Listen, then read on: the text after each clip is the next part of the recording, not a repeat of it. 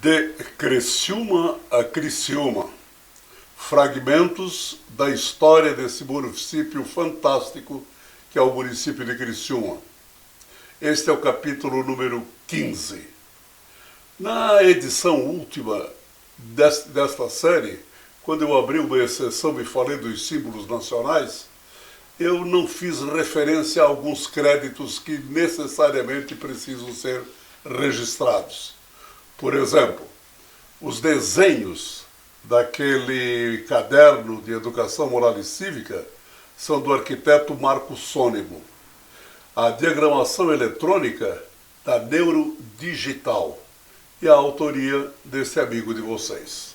Está feito então o registro e nós vamos em frente. Eu falava e prometia que falaríamos um dia apenas sobre Henrique Lage, o grande brasileiro incentivador primeiro da moderna mineração de carvão no sul de Santa Catarina. Eu prometia que faríamos um programa específico sobre ele, ou pelo menos parte de um capítulo falando apenas de Henrique Lage. E eu vou tentar hoje, com o auxílio da memória fantástica desse grande criciumense, Dr. Rui Ilse, também minerador, né? E que foi prefeito municipal da cidade, aos seus 96 anos, né? Eu preciso até corrigir, que eu falei no outro dia em 94, não, são 96 anos. Então eu dizia, na sua memória invejável de 96 anos de idade, ele me alimentou com algumas informações acerca desse grande industrial chamado Henrique Lage. Muita gente pergunta por que Henrique Lage, o nome de uma das principais artérias do sistema viário de Criciúma. E a resposta está aí. Nós tivemos em Henrique Lage um dos grandes incentivadores da moderna indústria de extração de carvão mineral no sul de Santa Catarina. O Henrique Lage é nascido na cidade do Rio de Janeiro, em 1881. Portanto, ele nasceu quando Criciúma tinha 1 ano. E hoje eles estariam, né, Criciúma e ele com 141 anos de idade. E ele faleceu também no Rio de Janeiro em 1941. O pai dele já era ligado à indústria naval e resolveu que seu filho estudasse engenharia naval lá na Grã-Bretanha, lá na Inglaterra. E para lá ele mandou o filhote dele para fazer o curso de engenheiro naval. Esse curso ele terminou na Suíça, mas ele realmente se graduou, universitariamente falando, na profissão de engenheiro naval. Quando o pai dele faleceu, ele assumiu com os outros irmãos os negócios da família, que já eram inúmeros. Depois os irmãos dele faleceram na pandemia da gripe espanhola em 1918. E ele ficou apenas ele da família Lage. E ele teve que assumir todos os negócios da família. Ele assumiu, por exemplo, dentre outros, o controle da mina CBCA, aqui em Criciúma. Ele assumiu sozinho a mineração de Lauro Miller, aqui nosso município vizinho. Ele assumiu, com contrato de arrendamento, a estrada de ferro Dona Teresa Cristina. E a partir desse arrendamento, a estrada de ferro Dona Teresa Cristina passou a transportar o minério que ele explorava, tanto em Lauro Miller quanto em Criciúma. Ele construiu o porto de Imbituba. Esse porto de Imbituba tomaria o seu nome. Hoje é Porto Henrique Lage, administrado pelo governo do estado de Santa Catarina e que está se transformando num dos grandes portos do sul do Brasil.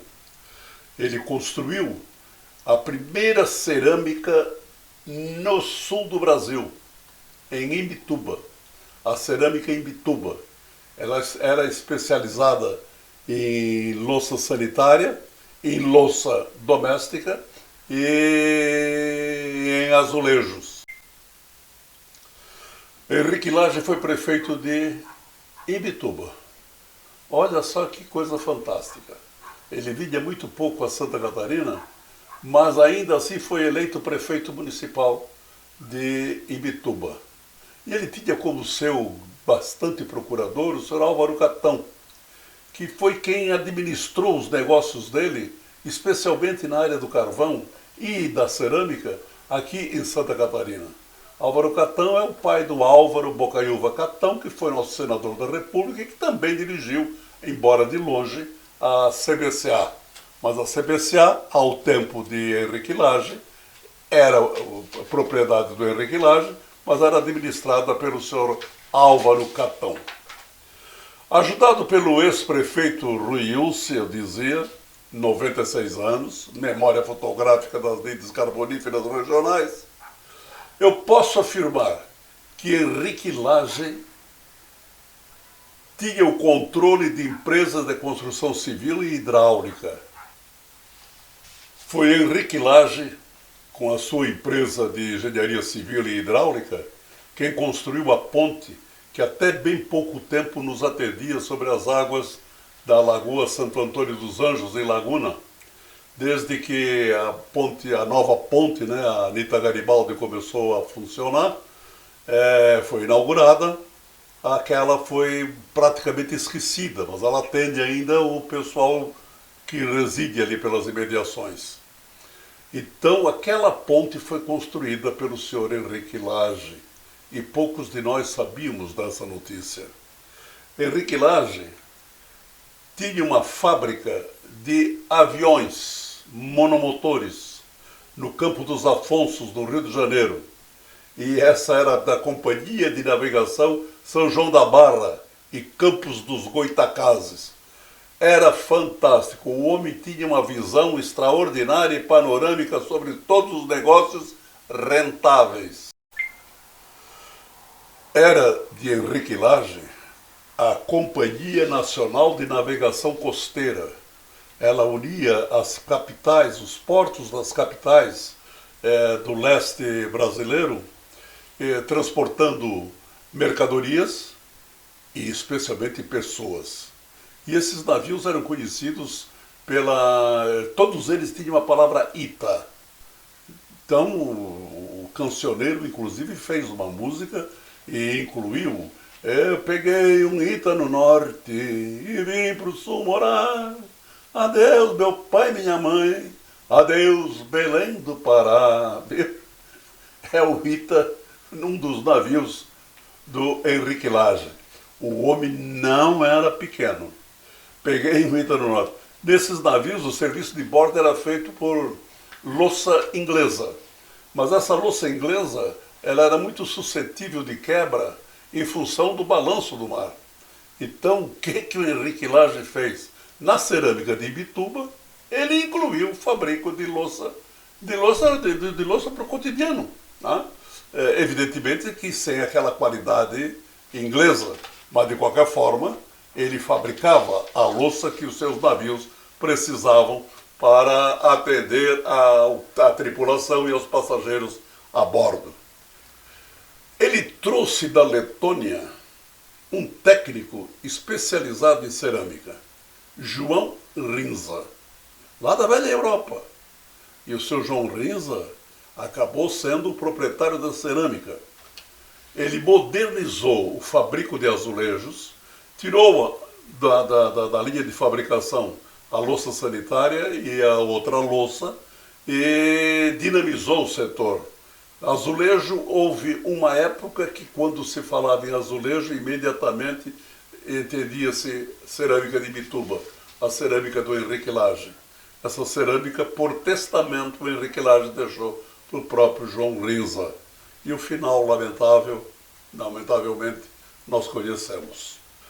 O Henrique Lage, não podendo estar presente fisicamente em todos os negócios de sua propriedade, ele aqui em Santa Catarina nomeou seu bastante procurador, como eu já falei, o senhor Álvaro Catão.